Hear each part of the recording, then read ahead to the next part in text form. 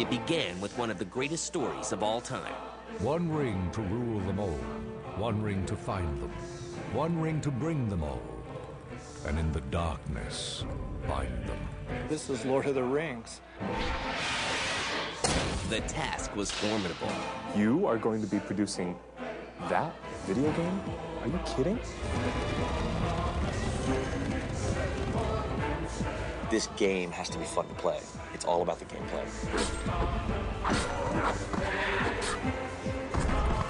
It's something that's larger than all of us.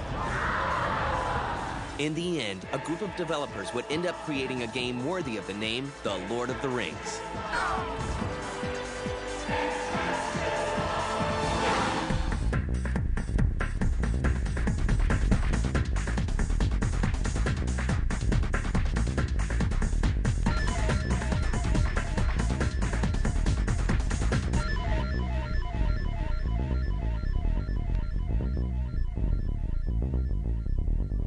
In the shadows of Mordor, the Dark Lord Sauron forged the One Ring to enslave all elves, dwarves, and men of Middle-earth. The enemy has returned, and from his dark tower in Mordor, he seeks the ring. We must take the ring and destroy it. Creating a video game is always a challenge, but making a game based on J.R.R. Tolkien's The Fellowship of the Ring is a whole different story. It's not enough for us just to slap the license on any fantasy game and call it Middle-earth. It's very important to us that we start with Middle-earth first, and that we bring out what's really important and what's really special about The Lord of the Rings and make the game out of that. There was a critic in the New York Times, I believe. He was reviewing The Two Towers when it was first published in the 50s, and he said there are two groups of people in the world. There are those who have read The Lord of the Rings and those who will. I think the challenge that Universal Interactive faces is that The Lord of the Rings is a sacred text to many, many, many people, and so that's a challenge to build upon this property in a manner that preserves the spirit and integrity of the Tolkien works. The journey begins when Black Label Games, formerly Universal Interactive, secures the license to Tolkien's classic trilogy. A lot of games are created on hot licenses, and I think what sort of sets Universal Interactive apart is we put gameplay first. It's great to have a movie license, it's great to have a game license, or a TV license or a literary license. We absolutely adhere to the idea that we have to remain within a certain boundaries of that license, and our job is to have that integrity. J.R.R. Tolkien has built one of the greatest epic fantasies known, and Universal's strength lies in building and bringing out of that kind of epic nature the true sort of realism that people can experience and enjoy. Developers strive to capture Tolkien's fantastical universe. When Universal Interactive had the opportunity to begin working on J.R.R. Tolkien's vision, our first goal was to put together what we felt were the elite, the stars, the best of the best in terms of the Tolkien universe and their knowledge of the Tolkien universe.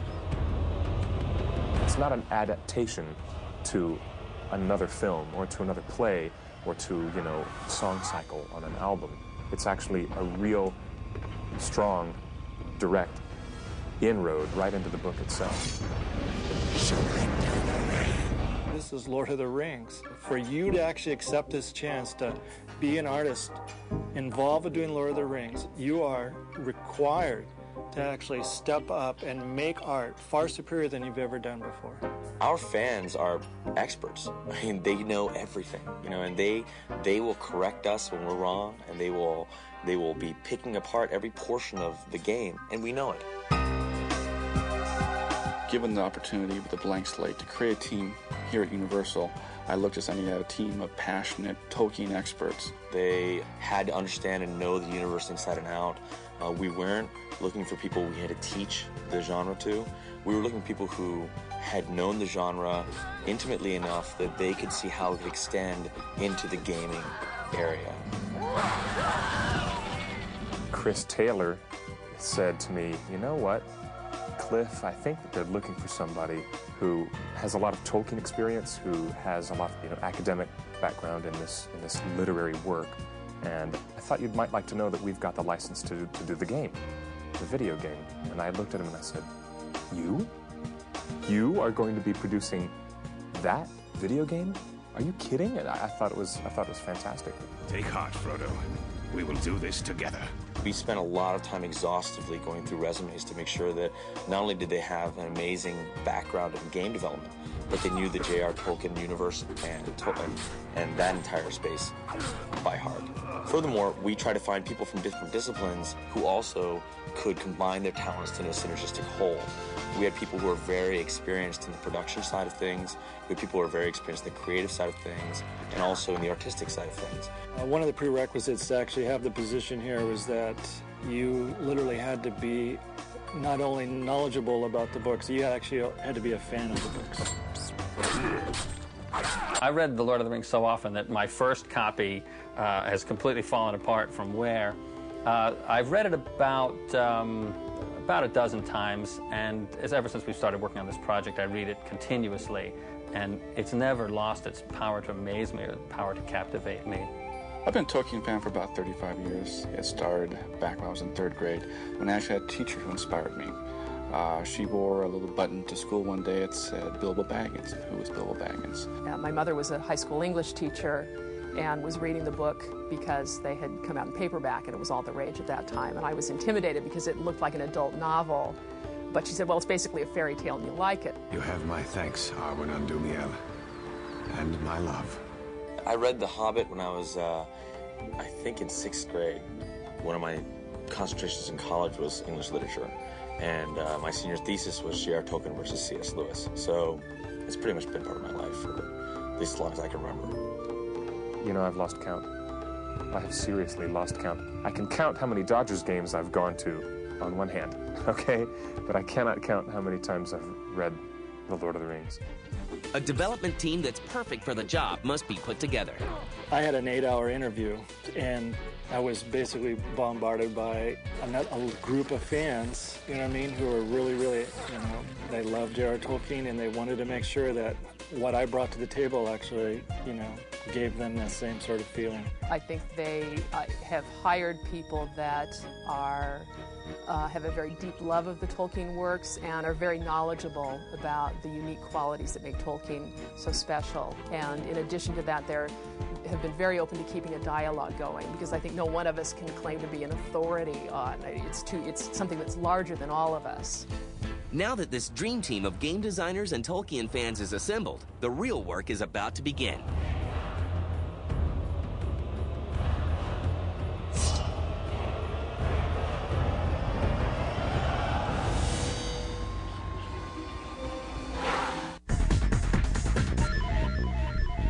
With a talented development team in place, work on Black Label Games' The Fellowship of the Ring begins. It's very important to the whole team that we start from the real works. We start from where Professor Tolkien was going with these stories and bring out the details and bring out the spirit and bring out the life of Middle-earth.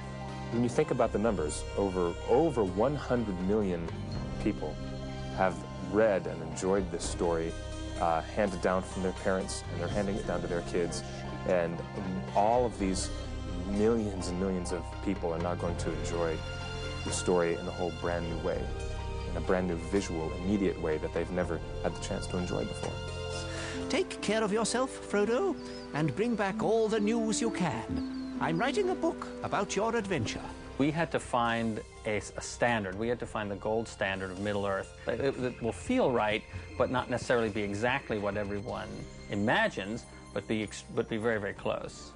I was asked to actually create the look for the entire Middle-earth, which included all the characters, all the monsters, all the environments, everything that you would imagine that a book would actually have, for you to actually come up and show me what that image looks like. As a game artist, as a game designer, you're allowed to actually get involved with it. Literally make Bag End the way it should look, according to the description, but really to get in so you could almost smell the sweat of the orcs that are surrounding you. The game platform allows you to have that depth. In order to create all the Lord of the Rings games, we had to build a very extensive style guide. The purpose of the style guide was to keep a continuity of the look throughout the entire franchise itself. But it really identifies every element that would be in all 3 of the books. 92 environments, 44 item images just for like weapons and swords, and a costume design, a whole section on all the characters, the Fellowship. This style guide ended up becoming 336 pages long. I mean, it's a coffee table book. It's gorgeous. I mean, everyone who's seen it really wants a copy of it. Then I must guard the ring. And I will help you bear this burden, as long as it is yours to bear. Tolkien Enterprises is a guiding force in the development of the game. This project's been very interesting because we've had direct dealings with Tolkien Enterprises, and they're sort of the gatekeepers to what is authentic and what isn't. One of the things when we first kicking around the ideas of the game, they were very specific about, Frodo is not a warrior, so Frodo the Barbarian doesn't cut it. And so we have to have gameplay that is truly authentic to the way J.R.R. Tolkien wanted to portray Middle-earth. And so when we do game designs, when we do game art, we take the time and talk to them and make sure that it is accurate. We brought a creative director, Daniel Greenberg, who's been doing this since he was literally 5 or 6 years old. And his experience has brought all the depth of the gameplay. Example, what the elves look like, what they wear, Galadriel, how does she act, what are her nuances. And he could add so many different points to the book that were missing in some descriptions seen in previous games. As creative director, I'm very protective of Middle-earth and of what I consider to be the professor's intent. Our liaison, Lori Battle, has done an extremely good job working with us, and not only does she come back with comments and suggestions, she actually comes back and says, well, let's try this piece of gameplay, or what about, have you tried about working this into your storyline, which has actually helped us out a lot. And that's why when you look at the depth of gameplay, we are very loyal to the books, and we feel we really capture the spirit of what the original books were all about.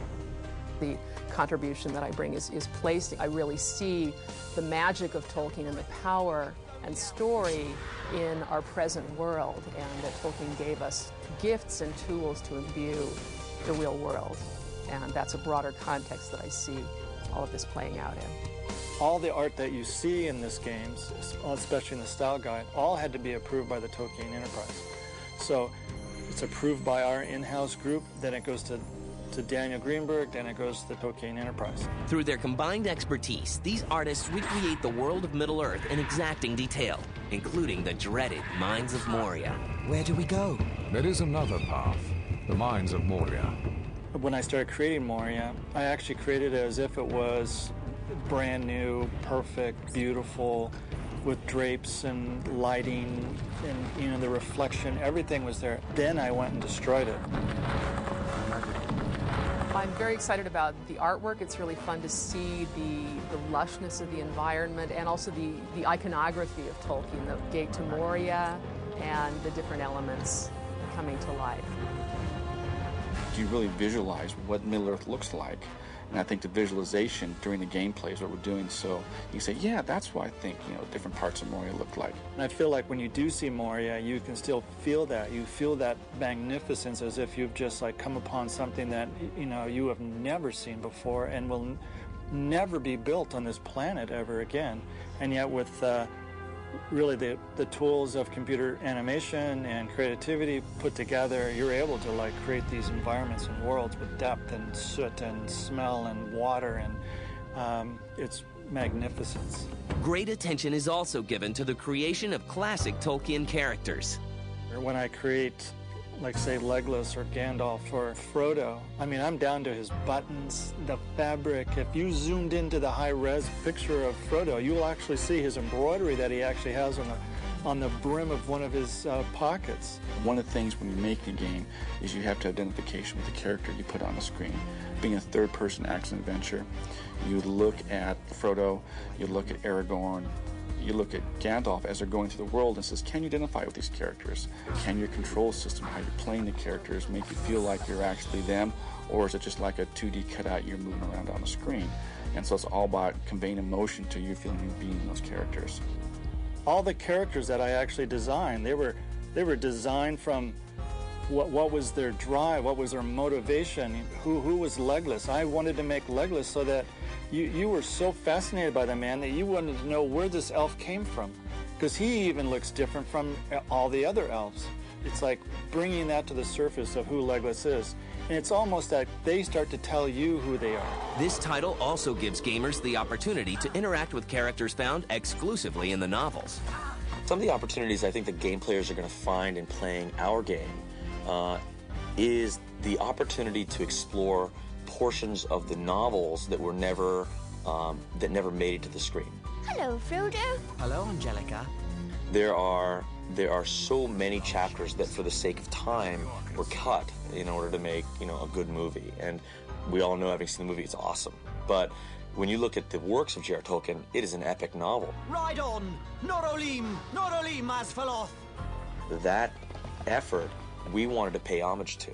And the best way to pay homage to that is to allow fans to explore all the different parts of the world that just didn't have time to make it onto the silver screen. Everybody's favorite character, Tom Bombadil, who is, one of the most mysterious, misunderstood characters that Tolkien ever created in his legends. And we've never ever seen him. We've never seen him on stage or in a movie, and we probably never will. But now we're going to have a lot of adventures with Tom and the Hobbits and all these great characters and monsters and different things that we've been missing are all going to be there now. While the visual portions of the Fellowship of the Ring fall into place, Black Label Games is also hard at work crafting a rich gameplay experience.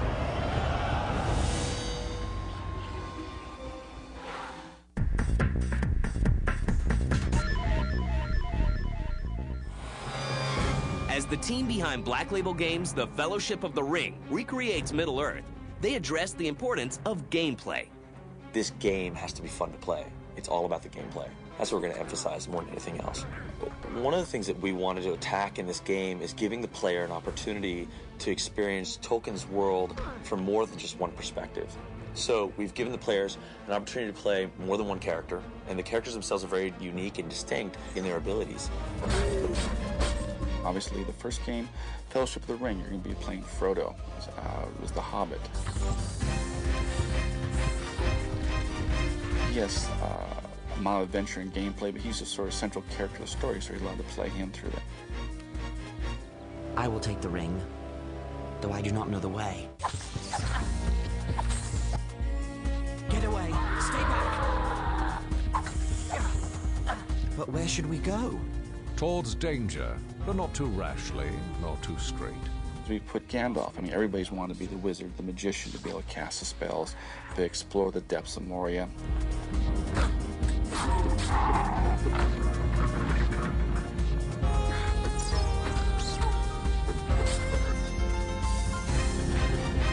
Gandalf speaks true. Our troubles may get worse, and sooner than we'd like. And then, of course, you have the barbarian, the combat, which is Aragorn, which he'll be able to go through, fight his way through Moria, lead the team onward.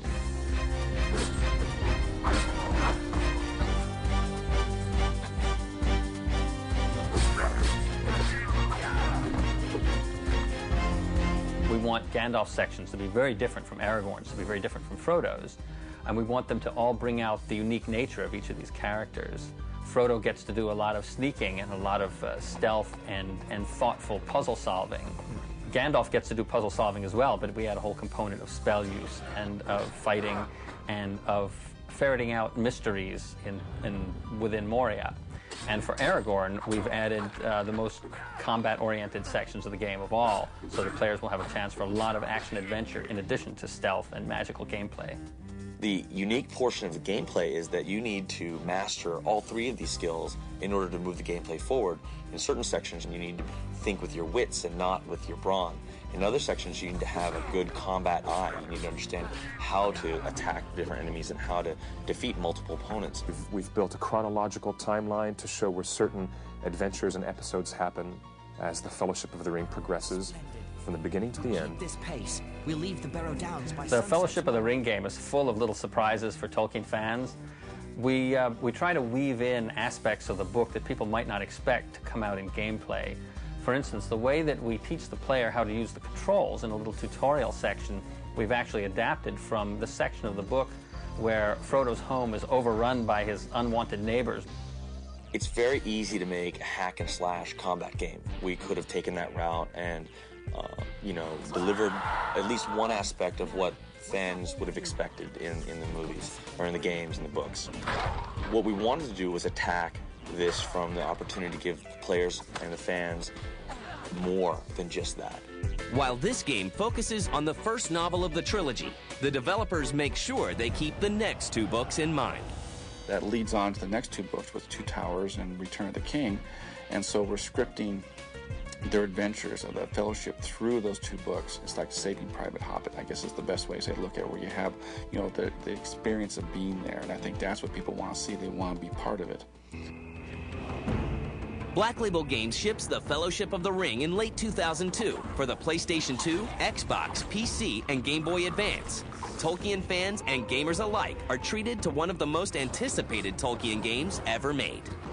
If I were a fan and I was waiting for this game to come out, I would be beside myself waiting to see the parts of the book that I have never seen before. I've only read about. Parts with Tom Bombadil, parts in the Old Forest, places where we are going to have such an amazing opportunity for players to explore the world of Tolkien and his vision.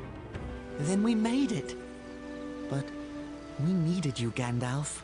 I was held captive by the treachery of Saruman the White, the chief of the wizards. But now I am free, and astonished that you brought the ring all this way. Hobbits seem especially resistant to the evil of the ring. Being able to bring this, our vision, with such a talented group of people to life, has really been sort of like a lifelong dream. What I'm most excited about is to be there to see how people actually receive it. You feel honored by this chance. You feel like this doesn't happen, once in your lifetime. It's been almost like a hobby and an academic study and a passion of my own over the past 20 years. And it's been great. It's been very, very fulfilling.